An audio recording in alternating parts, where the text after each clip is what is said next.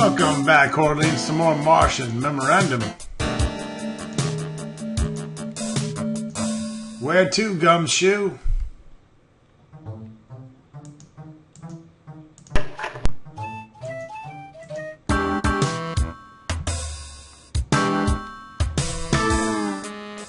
Let's head to the power plant.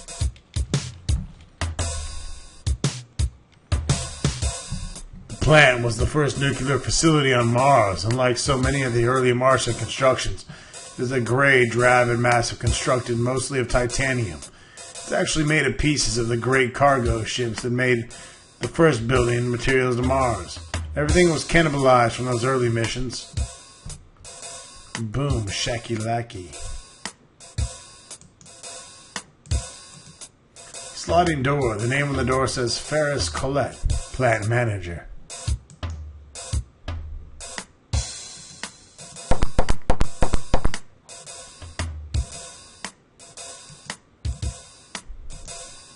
Look, bitch. SXC, security maintenance system with a small card slot.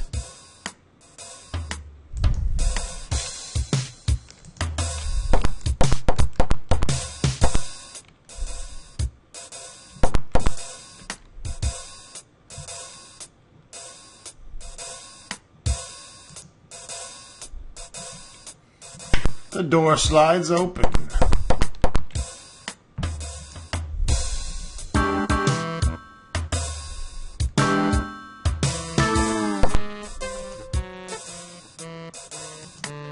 Small man stands looking intently at many gauges.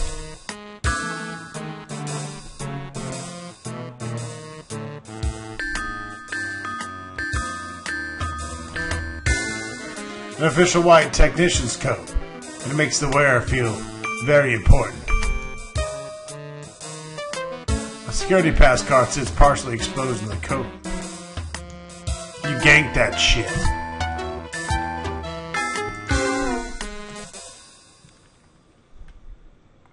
Ferris Colette is a man who knows how to get things done. An arrogant son of a bitch technocrat. Colette is not a man to cross. A perfectionist. He's fired more men than most people know. Off-planet, Ferris is known as a fiery-tempered, hard-drinking, womanizing spongehead. The world can rest easy with Ferris Colette around. Yeah, he's a fucking ladies' man for sure. Douchebag son of a bitch. What can I do for you? You can place cock in thy mouth.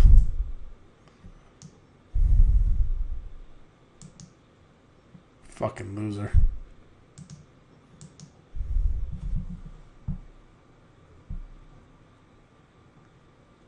Let's talk to him about Percival.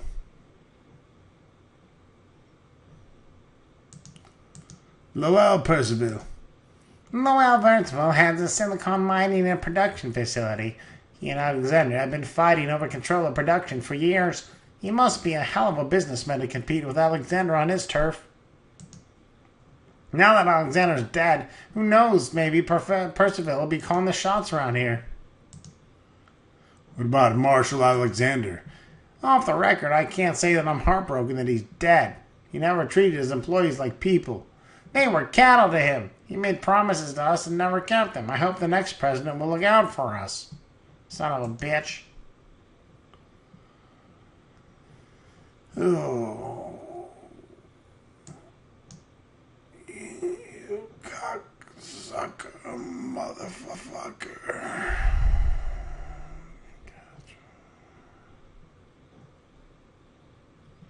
This can't be all the fucking people. Exactly. Alright. I like how the fucking blue bar on the on the right doesn't mean dick shit. About Deacon Hawk. Deacon Hawk is a religious wacko that opposes development of Mars. If they had their way, they would dissolve all the ties Earth and live in the small colonies and worship an ancient Martian lifestyle that's been gone for millions of years.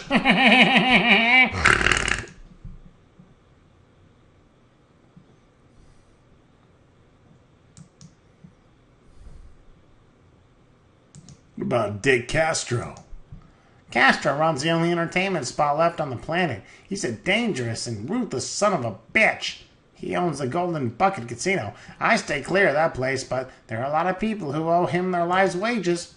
But what can you do? There's nothing that can on this rock but teddy him. Hey-oh.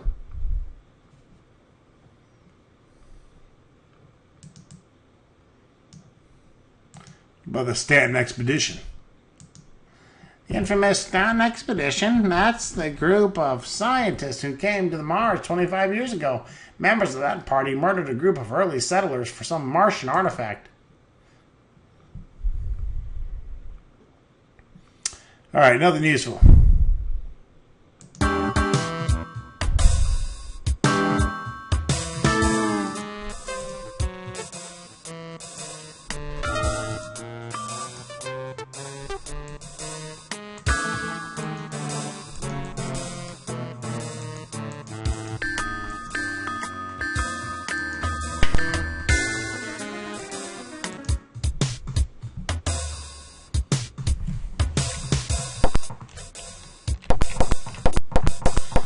I'm singing in the rain.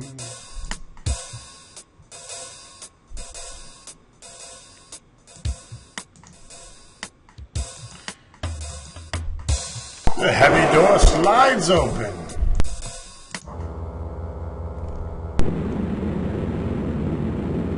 Oh my god, what the fuck?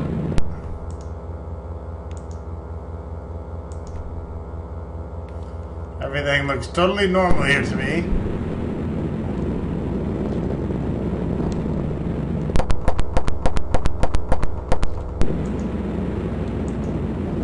Pick up the wrench.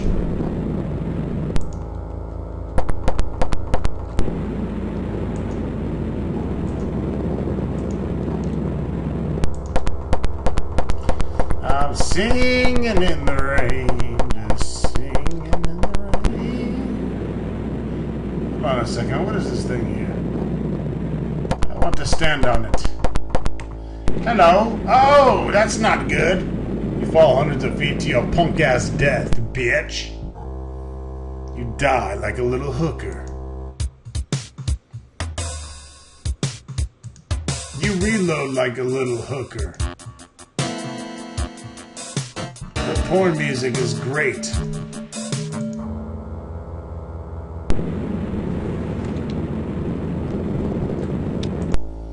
Try not to die.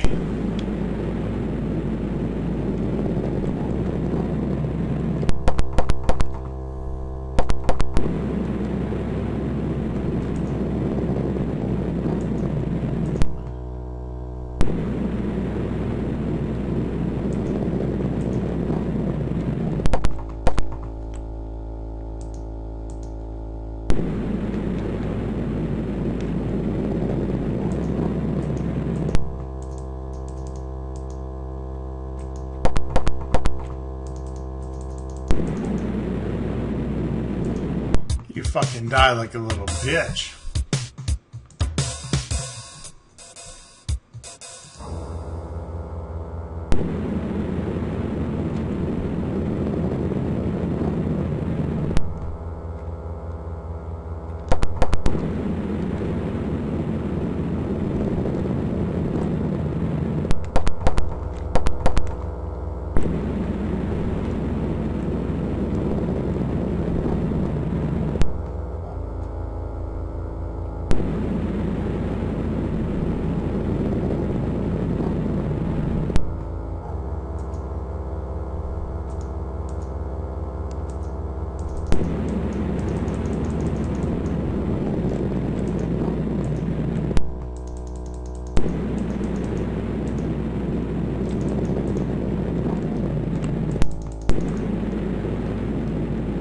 Nice. I got hooked up that time. Use the monkey wrench and you get floated up above.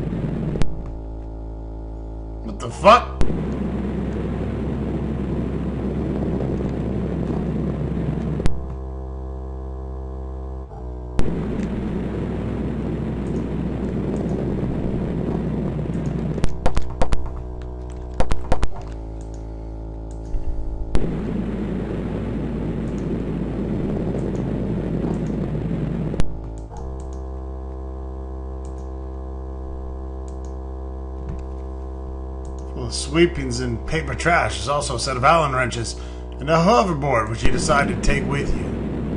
Oh, yeah, the Allen wrenches and the hoverboard. It's kind of fucking important.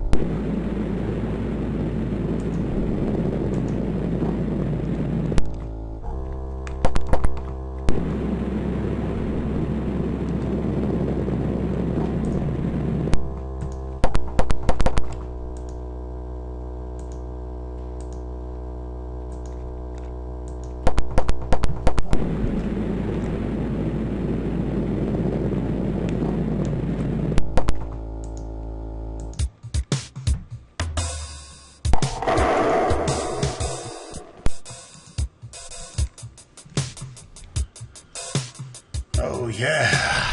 1 2 1 2 1 2. 1 2 1 2 1 2. Bitch. Bitch, motherfucker. In between breaths, she tells you she's too busy. Probably wouldn't want to talk to you anyways. She asks you if there's anything to check, and you answer, no. She then once again ignores you. You talk to this hot bitch. The aerobics instructor is a woman in her early 20s. Her blonde hair is bobbed short, giving her a face somewhat a boyish appearance, but any resemblance to a boy stopped there. She's wearing a skin-tight leotard, revealing long and sleeky wonderful legs.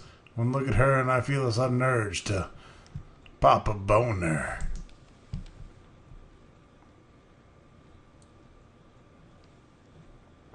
What can you do for me? Well, you can do the fucking leotard. Let's talk about sex, baby. Let's talk about you and me. Talk about James Manfield. I work here at the club most of the time. There's not much else to do. I'm sure that will change over time. Alright, let's talk about Alexis Alexander. She hasn't been on Mars for a year. If she had been, I'm sure she would have come to see me. If you're looking for her, I'd go back to Earth because you ain't gonna find that slut here. Interesting. Interesting choice of words. Alright, what about Rick Logan? I've never heard of him before. Okay, shifty eyes. Your eyes shift faster than a 4-speed car on a freeway. Bitch is lying.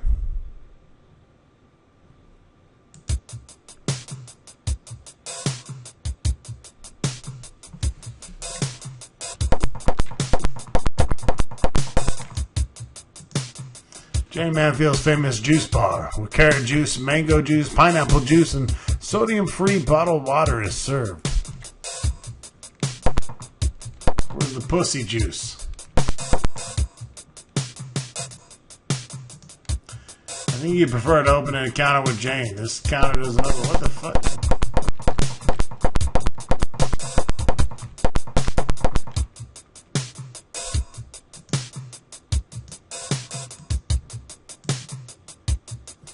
There's a Gucci bag in the corner. You open the purse and find some Arid XX Extra Dry deodorant, a compact, some mascara, a hairbrush, some birth control pills, $20 in a wallet, and a checkbook with James Manfield's address.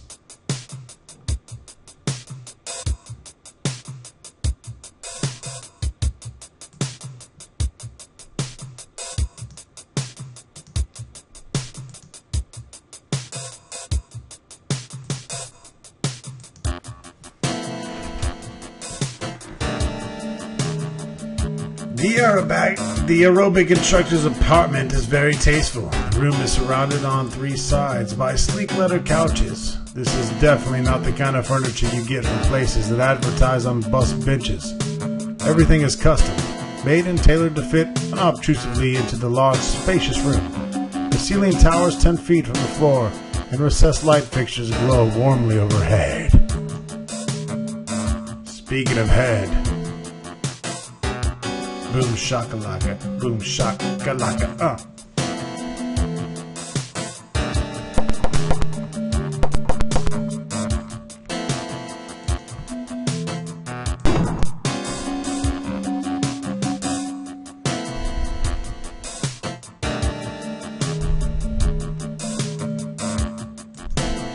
An empty suitcase. The tag on the bag says Alexis Alexander.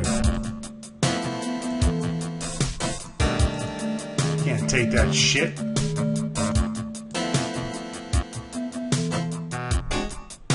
The note reads, Jane, some people are looking for me, so I feel it's not safe to stay here. I'm going to visit my brother Brad to find somewhere else to locate.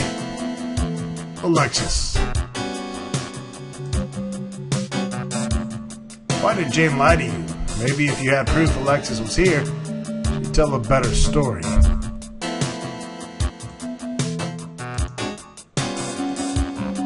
You pick up the letter.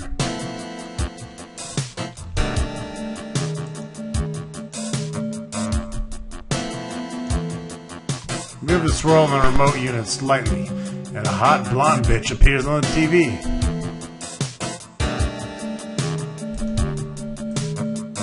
The screen lights up and appears to be on some sort of religious station. A beautiful hooker named Deacon Hawk repeats a message. Come to the temple, come, in my mouth, and gives the address. She's definitely put on my future agenda. But for now, we're traveling back to the academy.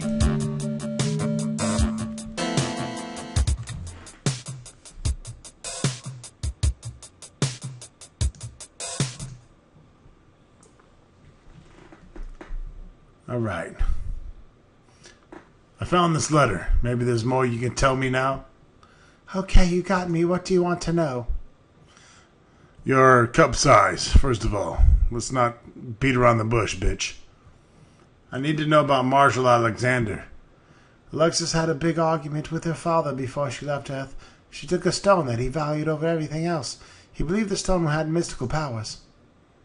It's bullshit.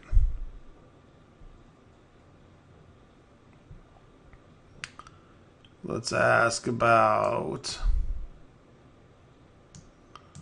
Alexis again.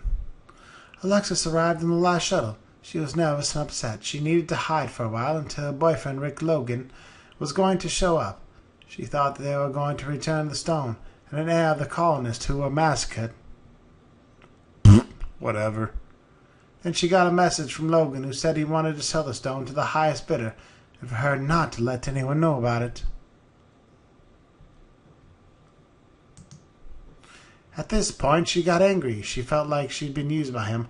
About the same time, I had some people come ask about Alexis.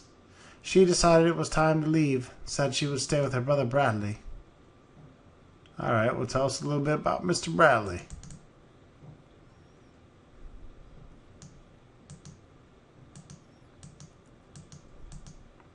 Bradley is the discarded mutant son of Marshall Alexander. Here's an address I have for him. Oh, sweet, that's what we needed.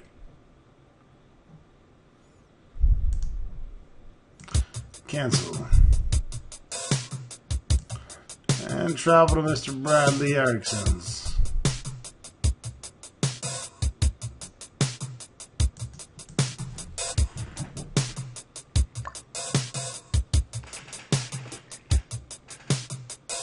Drop.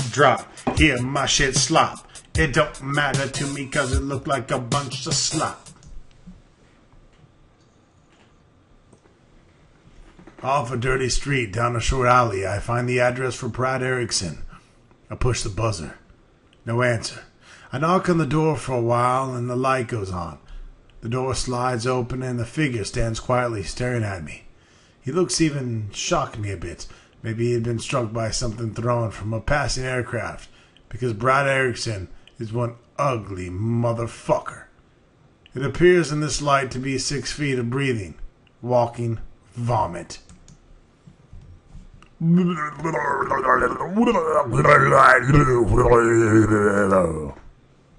You stop talking like an asshole for one. I ain't got time for that shit.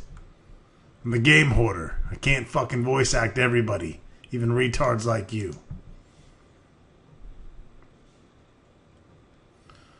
Let's ask him about Big Dick Castro. Castro's a heartless son of a bitch. He got a big cave inside his casino where he holds secrets of important people of all. They found out that I was a clown son.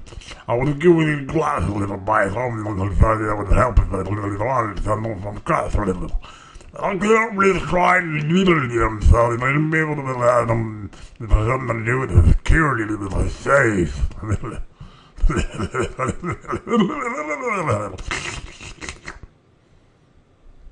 What the fuck did you just say? So he gave us some infrared glasses. Let's ask him about Alexis. My little sister, she found out she had a brother and searched me out. I know she can tell about it. I had a wish factor head up. Like my eyeball.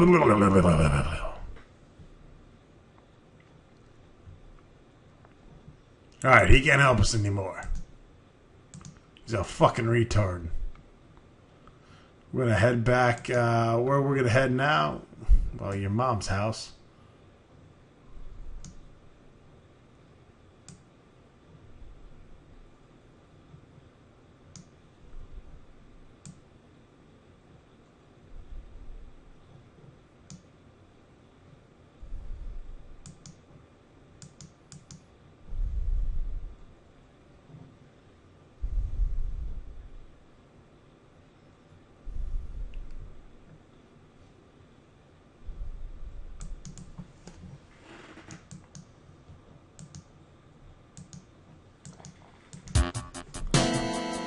Dr. Lawrence Barkley's.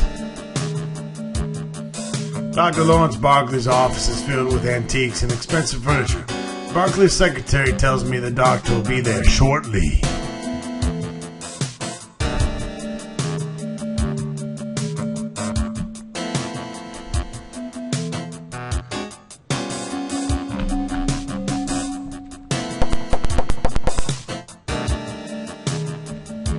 Brown Kevlar identifier box. I decide to get it. You take the box from the shelf. At the same instant, you hear footsteps approaching with the door open. Lawrence Barkley looks like he could use a little of his own DWM medicine. He's a huge fucking forehead topped with the balding pate. His protruding brown and heavy eyebrows, along with a pointy head, doesn't exactly inspire confidence in his would-be business patients. However, Barkley is the best in the business. He may resemble a Cro-Magnon man, but under that thick skull and behind those goofy fucking eyes lies one of the finest minds on Mars. What can I do for you, Mr. Murphy? Holy shit, are you serious? You gonna talk like that the whole fucking time?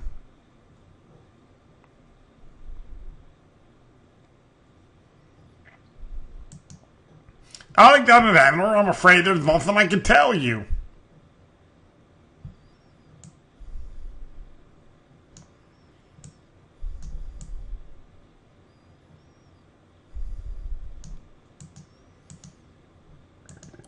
What about Marshall Alexander? That's all you know about the money that I received from Alexander. I suppose it's Mr. Alexander is dead. I can share a story with you. It may not be obvious to you that Mr. Murphy, but I'm genetically fucked up. Or damaged. I became a plague surgeon some years ago to learn how to minimize the damage people like me suffer because of the radiation. I've worked on it myself for years, and soon it'll be impossible to tell my face from a normal person like yourself.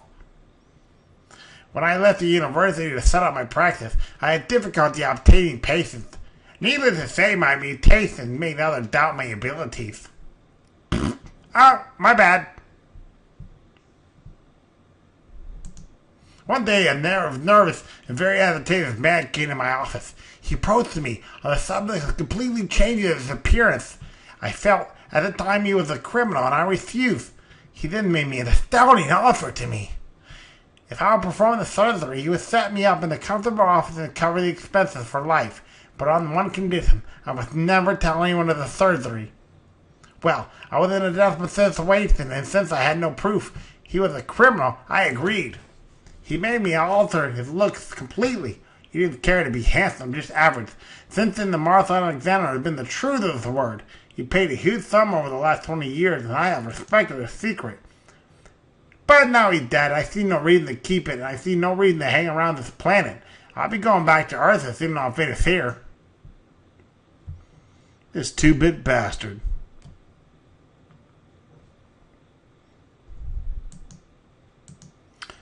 Tell me about Collier Stanton. I don't know shit about that. All right.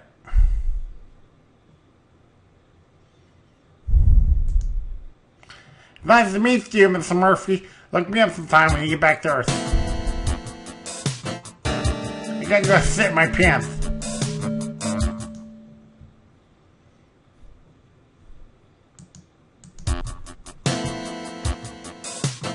What the fuck is up with that?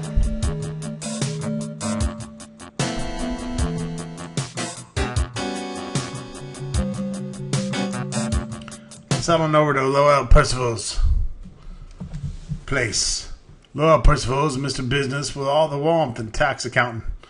Dressed in a 3-piece suit that would cost more than most men in 3 months' wages, he scowls warily. Percival is in his mid-50s, but his face looks older, heavily lined and flushed with wire-rimmed glasses, and a gray, neatly trimmed beard and mustache. The man is the epitome of a cold, calculating Scrooge. And a punk bitch. I'm afraid I have no reason to talk to you. There is something I need from Dick Castro's safe. If you get it, we'll talk. Otherwise, don't fucking bother me. That guy's not a dick or nothing.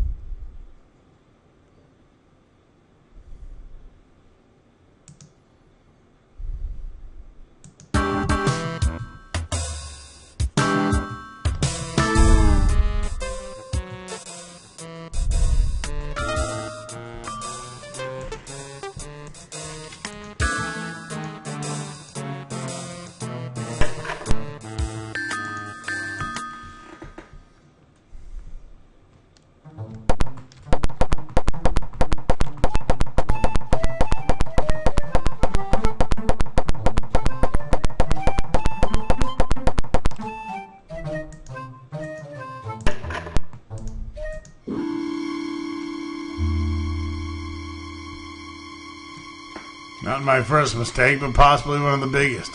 Inside the office, I'm immediately throttled by 2 goons, the size of garbage trucks. After sufficiently crushing my larynx, I drop to the floor. Then one of them slams my head into the desk and I drift away. As I come to find myself facing none other than Big Dick Castro, somehow he knows who I am and what I'm after. It's obvious he's after something from me. Big Dick Castro has the most enormous fucking head I've ever seen on a Cuban. Totally bald. Looks like those assholes from, yeah, that one movie. Coneheads. Middle 30s, so it's far too late for him to learn to dress himself. He sports an orange polka dot shirt and some tie. Someone had used a napkin and a white rayon sports jacket. He's everything you'd expect from a man with a big head named Dick. His teeth are nicotine stained from one too many Havanas, and his English was just slightly better than my Spanish. Big Dick's great uncle, Fidel, was a top commie in Cuba, which meant he grew up on a crust of bread and dirty fucking water. This had made Dick tough as nails and meaner than a rabid skunk. Fucking another skunk. He'd gotten his gist of capitalism, and nothing would stand in his way. That's them beating the shit out of him. I want the stone, Murphy. Where is it? That's him beating the shit out of me if I didn't mention that already. I don't know. You're lying to me. Why would I do that, Alexander? Alexander's doubt is God. I haven't been able to find the bitch. I know a bluff when I see it. Maybe I am, but can you afford to take that chance? Who'll be back in 10 minutes? You tell me then, or die. How about you go fuck your mother, Conehead?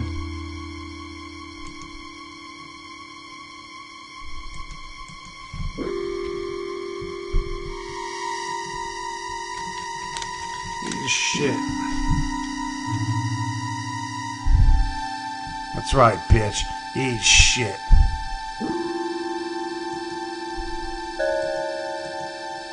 A beautiful desk, dark walnut, pearled desk. Accented with the silver bears and the monogram be fucking D. We'll see you next video. We ain't got time for this shit.